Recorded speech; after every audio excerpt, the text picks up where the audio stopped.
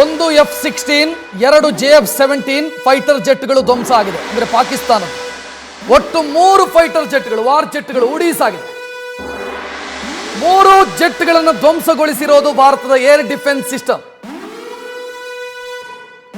F-16 Pakistan ಅಮೆರಿಕಾದಿಂದ ಪಡ್ಕೊಂಡಿರುವಂತ ಯುದ್ಧ ವಿಮಾನ. ಪಾಕಿಸ್ತಾನದ 2 ಪೈಲಟ್ಗಳನ್ನ ಭಾರತ ವಶಕ್ಕೆ ಪಡೆದಿದೆ. ಅಕ್ನೂರಲ್ಲೊಬ್ಬ, ಜೈಸಲ್ಮೇರ್ನಲ್ಲಿ ಮತ್ತೊಬ್ಬ, 2 ಪೈಲಟ್ಗಳನ್ನು ವಶಕ್ಕೆ ಪಡೆಯಲಾಗಿದೆ. ಅಲ್ಲಿಗೆ ಭಾರತ ಈ ಹಂತದಲ್ಲಿ ತನ್ನನ್ನು ತಾನು ರಕ್ಷಣೆ ಮಾಡಿಕೊಳ್ಳೋದರ ಜೊತೆಗೆ ಕೌಂಟರ್ ಅಟ್ಯಾಕ್ ಮಾಡಿ ತನ್ನ ಮೇಲೆ ಅಟ್ಯಾಕ್ ಮಾಡೋದಕ್ಕೆ ಬಂದಂತ 2 ಪೈಲಟ್ಗಳನ್ನು ಕ್ಯಾಪ್ಚರ್ ಮಾಡಿದೆ. 2 ಪೈಲಟ್ಗಳನ್ನು ವಶಕ್ಕೆ ಪಡ್ಕೊಂಡಿದೆ. ಅಪ್ಪರ್ ಹ್ಯಾಂಡ್ ಇಲ್ಲಿ ಭಾರತ ಕಾಣಿಸ್ತಾ ಇರೋದು. ಸಂಪೂರ್ಣವಾಗಿ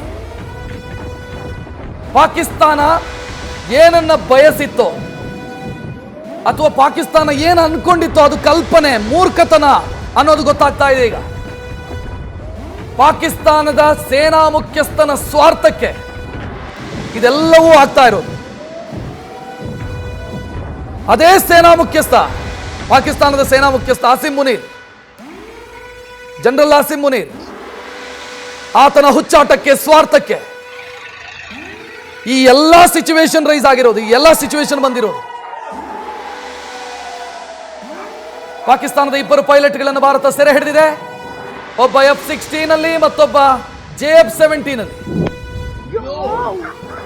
ಅವರ ಬಲ ಇದ್ದಿದ್ದೇ ಅದು. ಚೀನಾದ ಯುದ್ಧ ವಿಮಾನ ನಮ್ಮ ಬಳಿ ಇದೆ, JF-17 ಅಲ್ಲಿ ಧ್ವಂಸ ಆಗಿದೆ. ಅದರ ಪೈಲಟ್ ಕ್ಯಾಪ್ಚರ್ ಆಗಿದೆ. F-16 ಇದೆ ನಮ್ಮ ಹತ್ರ. F-16 ಹೊಡೆದುರುಳಿಸಲಾಗಿದೆ, ಅದರ ಪೈಲಟ್ ಅನ್ನು ಕ್ಯಾಪ್ಚರ್ ಮಾಡಲಾಗಿದೆ. ये जो रेड आप देख रहे हो ना, ये हमारे डिफेंस की है. तो आप देख रहे हो कितने सारे जा रहे हैं. देख रहे हो ना, ये हमारे डिफेंस की है. तो आप देख रहे हो कितने सारे जा रहे हैं. ये मेन हमारी छन्नी सिटी है. सारे जा रहे हैं. ये मेन हमारी छन्नी सिटी है. ಒಂದು ವೇಳೆ ಅಮೆರಿಕ ಏನಾದರೂ ಜೀವಂತ ಇದ್ರೆ, ಅಮೆರಿಕ ತನ್ನ ಮಾತಿಗೆ ಬದ್ಧವಾಗಿ ನಿಂತಿದ್ರೆ ಪಾಕಿಸ್ತಾನವನ್ನು ಪ್ರಶ್ನೆ ಮಾಡಬಹುದು, F-16 ಅನ್ನು ಹೆಂಗ್ ಬಳಸಿದ್ರಿ ಅಂತ. ಯಾಕೆ ಅಂತಂದ್ರೆ F-16 ಅನ್ನ ಅಮೆರಿಕ ಪಾಕಿಸ್ತಾನಕ್ಕೆ ಕೊಟ್ಟಿರೋದು ಭಯೋತ್ಪಾದನಾ ನಿಗ್ರಹ ಚಟುವಟಿಕೆಗೆ ಬಳಸೋದಕ್ಕೆ. ಅಫ್ಘಾನಿಸ್ತಾನದಲ್ಲಿ ರಷ್ಯಾದ ವಿಚಾರ ಇತ್ತಲ್ಲ, ರಷ್ಯಾ ಅಟ್ಯಾಕ್ ಮಾಡ್ತಾ ಇತ್ತು, ಆ ಸಂದರ್ಭದಲ್ಲಿ ಬಳಕೆಗೆ ಅಂತ ಕೊಟ್ಟಿರೋದು. ಭಾರತದ ಮೇಲೆ ಪ್ರಯೋಗ ಅದನ್ನು ಬಳಸುವಂತೆಯೇ ಇಲ್ಲ. ಡೊನಾಲ್ಡ್ ಟ್ರಂಪ್ಗೆ ಏನಾದರೂ ಜೀವಂತಿಕೆ ಇದ್ರೆ, ಡೊನಾಲ್ಡ್ ಟ್ರಂಪ್ ಏನಾದರೂ ಜೀವಂತ ಇದ್ರೆ, ಅಮೆರಿಕ ಜೀವಂತ ಇದ್ರೆ ಪ್ರಶ್ನೆ ಕೇಳಬಹುದು.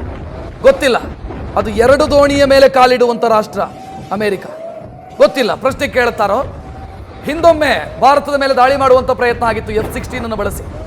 ಆಗ ಏನಾಯ್ತು ಅಂತಂದ್ರೆ, ಇದು ಕನ್ಫರ್ಮ್ಡ್ ಅಲ್ಲ, ಬಟ್ ಇದು ಮಿಲಿಟರಿ ವಲಯದಲ್ಲಿ ಜನಜನಿತವಾಗಿರುವಂತ ವಿಚಾರ. ಇದು ಭಾರತದ ಮೇಲೆ F-16 ಬಳಸಿ ಅವರು ದಾಳಿ ಮಾಡಿದ್ರು. ನಾವು MiG-21 ಮುಖಾಂತರ ಅದನ್ನು ಹೊಡೆದು ಬಿಸಾಕಿದ್ವಿ. ಈಗ ಒಂದು ಡೀಟೇಲ್ ಬರ್ತಾ ಇದೆ. ಪಾಕ್ ಪ್ರಧಾನಿ ಶರೀಫ್ ನಿವಾಸದ ಹತ್ರ ಮಿಸೈಲ್ ದಾಳಿಯಾಗಿದೆ. ಇಸ್ಲಾಮಾಬಾದ್ ನಿವಾಸದ 20 ಕಿಲೋಮೀಟರ್ ದೂರದಲ್ಲಿ ದಾಳಿಯಾಗಿದೆ. ಪಾಕ್ನ ಪ್ರಧಾನಿ ಶರೀಫ್ ನಿವಾಸದ ಹತ್ತಿರ ಭಾರತ ಮಿಸೈಲ್ ದಾಳಿ ಮಾಡಿದೆ. ಇಸ್ಲಾಮಾಬಾದ್ನ ನಿವಾಸದ 20 ಕಿಲೋಮೀಟರ್ ದೂರದಲ್ಲಿ ದಾಳಿಯಾಗಿದೆ. ಮಿಸೈಲ್ ಗುರಿ ತಪ್ಪಿರೋದಲ್ಲ ಇದು. ಪಾಕಿಸ್ತಾನ ಇವತ್ತು 45 ಮಿಸೈಲ್ಗಳನ್ನು ಭಾರತದ ಮೇಲೆ ಪ್ರಯೋಗ ಮಾಡಿದೆ. ಆ 45 ಕೂಡ ಹೊಡೆದುರುಳಿಸಿದೆ ಭಾರತ. ಸುಮಾರು 45 ಮಿಸೈಲ್ಗಳನ್ನು ಧ್ವಂಸ ಮಾಡಿದೆ ಭಾರತ.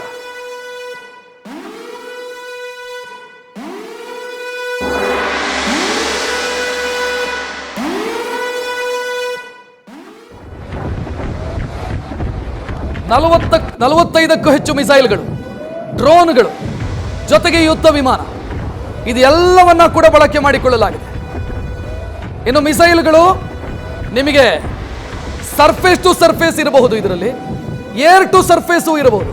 ಅಂದ್ರೆ ವಿಮಾನದಿಂದ ಸರ್ಫೇಸ್ ಅಂದ್ರೆ ಭೂಮಿಗೆ ಪ್ರಯೋಗ ಮಾಡಿರುವಂತಹ ಮಿಸೈಲು ಇರಬಹುದು.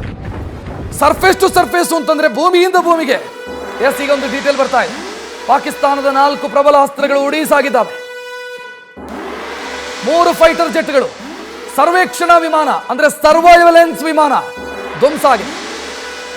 2 JF-17, 1 F-16, 1 ಸರ್ವೇಕ್ಷಣಾ ವಿಮಾನ ಉಡೀಸಾಗಿದೆ. 4 ವಿಮಾನಗಳು ಉಡೀಸಾಗಿದೆ. ಅದರಲ್ಲಿ 3 ಫೈಟರ್ ಜೆಟ್, 1 ಸರ್ವೇಕ್ಷಣಾ ವಿಮಾನ ಅಂದ್ರೆ ನಿಗಾ ಇಡೋದಕ್ಕೆ ಬಳಸುವಂತ ವಿಮಾನ, ಅದು ಕೂಡ ಧ್ವಂಸ ಆಗಿದೆ.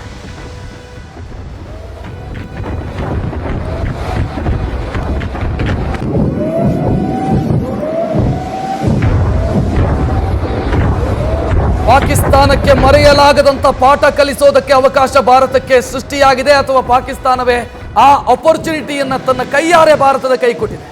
ಭಾರತ ಕೊಟ್ಟಿದೆ ಅದು. ಭಾರತ ಅದನ್ನ ಯುಟಿಲೈಸ್ ಮಾಡಿಕೊಳ್ಳೋದು ಖಚಿತ.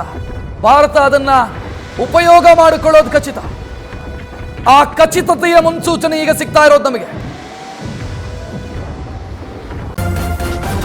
ನ್ಯೂಸ್ ಫಸ್ಟ್ ನಿರ್ಭೀತಿಯಿಂದ ನಿಮ್ಮ ಪರವಾಗಿ.